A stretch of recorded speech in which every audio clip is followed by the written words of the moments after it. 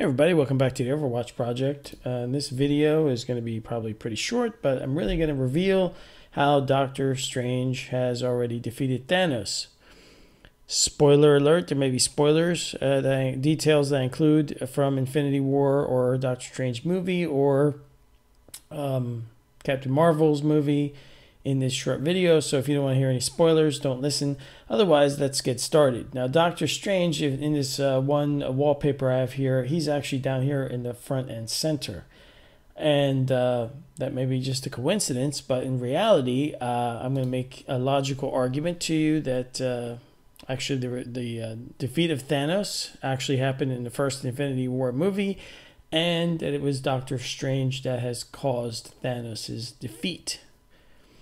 If you want to check out my website, overwatchproject.com, here is the homepage right here where you'll find latest stuff from me. Now, Doctor Strange is a great character in the MCU and in the comics, but I really love his movie in the MCU. He is a master of the mystical arts, and he is very powerful. He also happens to be in possession of one of the Infinity Stones, the Infinity Stone of Time.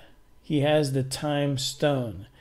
And now for the big reveal. Now, in the first Infinity War movie, toward the end of the movie, there is a big battle between Tony Stark, Iron Man, and Spider-Man, and Star-Lord.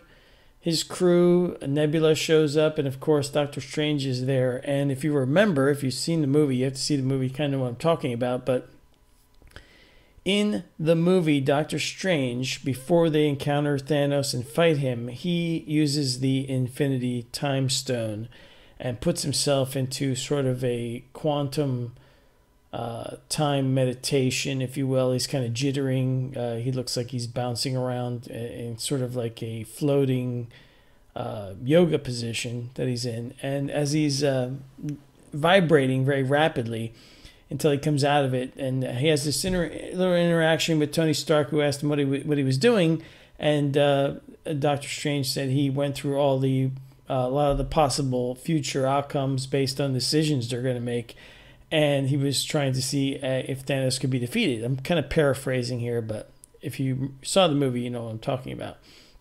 Doctor Strange says that he looked at 14,605 possible futures.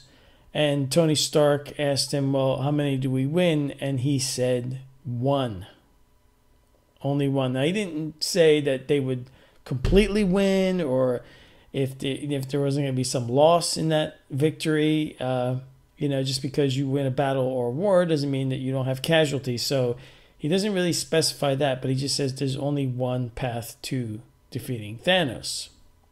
A little later on, after the big fight with Thanos, after the big battle and the disappointment where Star-Lord causes Thanos to continue to win because he can't hold it together for a few minutes, and snaps Thanos out of his sleep that he was being put under while Spider-Man almost had the Infinity Gauntlet off of his hand.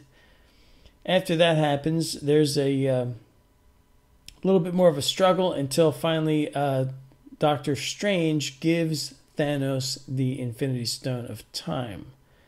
And Tony Stark, of course, if you remember, is shocked. Nobody can understand what's going on. Later, Doctor Strange, after Thanos snaps his finger, he starts to dissolve, as do half the life forms in the entire universe. And before he disappears, he tells Tony Stark something like, there was no other way. Now, here's my take on all this. Because Doctor Strange had the Time Stone, and because he was able to look into the future and all the different possible futures, he knew which decisions to make or what actions to take until the time of his disappearance.